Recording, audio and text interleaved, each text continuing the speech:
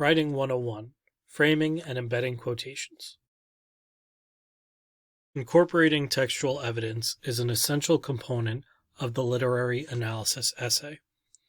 Although summarizing key points is also necessary to provide context for the analysis, direct quotations from the text are what substantiate the analysis and give credibility to the writer.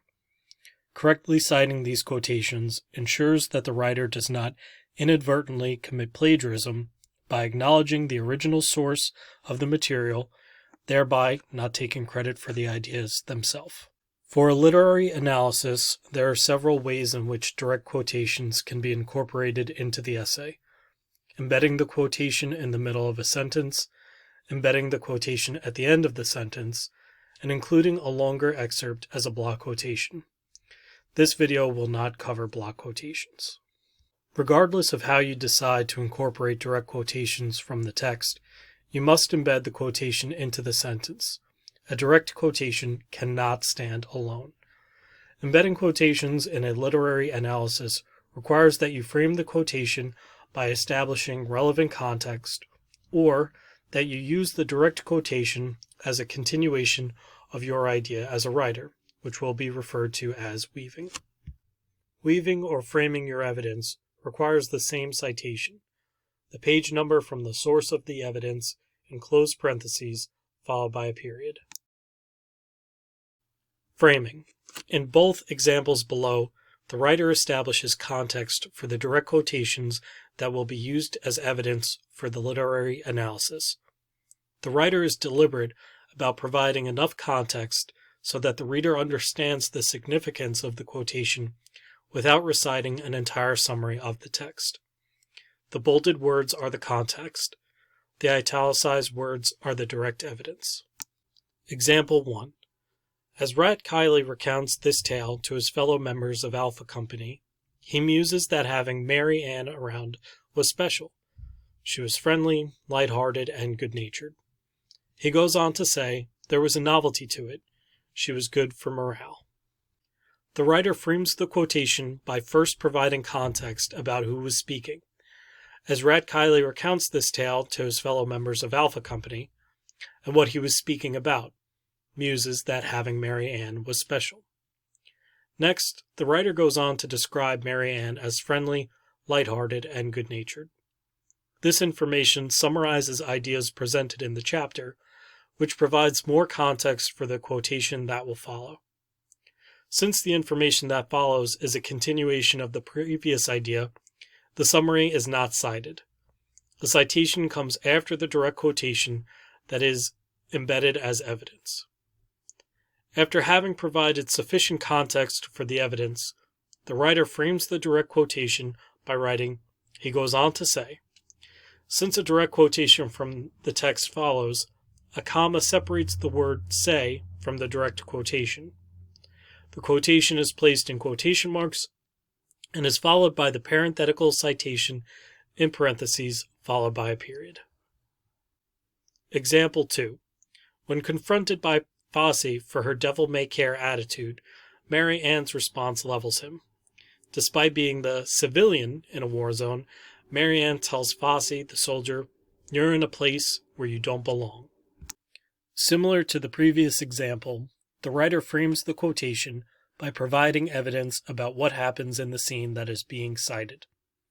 When confronted by Fosse for her devil-may-care attitude, Mary Ann's response levels him. This establishes the significance of the statement that will follow.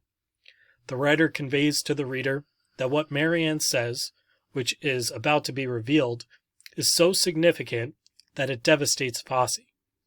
Instead of saying made him upset, the writer uses the phrase levels him to signal the gravity of Mary Ann's words.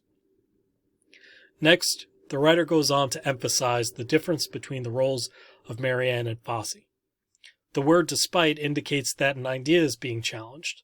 In this case, it is the role that we would assume a civilian would have in a war zone that is being challenged.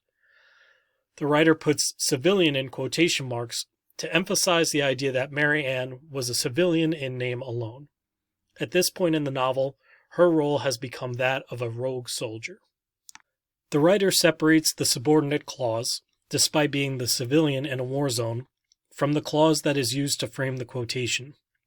The writer could have simply framed the quotation by writing, "Marianne tells Fosse," but instead chooses to lead in with important context about Marianne. This technique of providing context through elaborating on ideas is continued when the writer uses an appositive, a noun used to provide additional information about another noun or pronoun, to characterize Fosse as a soldier. This serves to remind the reader the distinction between Marianne and Fosse, highlighting the irony between their roles and their behavior. Finally, after having framed the direct quotation in this way, the writer uses a comma to separate the appositive soldier from the direct quotation. The quotation is placed in quotation marks and is followed by the parenthetical citation in parentheses followed by a period. Weaving. In both examples below, the writer incorporates the direct quotations by borrowing the language from the text to complete their original sentence. Weaving quotations into writing in this way demonstrates a writer's understanding of the text and displays effective writing technique. Example 1. Beginning as rivals in the vignette Enemies, Jensen seems as though he will be the one to kill Strunk after he wrapped an arm around Strunk's neck and pinned him down and kept hitting him on the nose. The writer begins the sentence with context, beginning as rivals in the vignette Enemies. Then the writer speculates about Jensen's intentions, writing that Jensen seems as though he will be the one to kill Strunk. The sentence is continued by weaving in the quotation to explain why it seemed as though Jensen would have been the one to kill Strunk.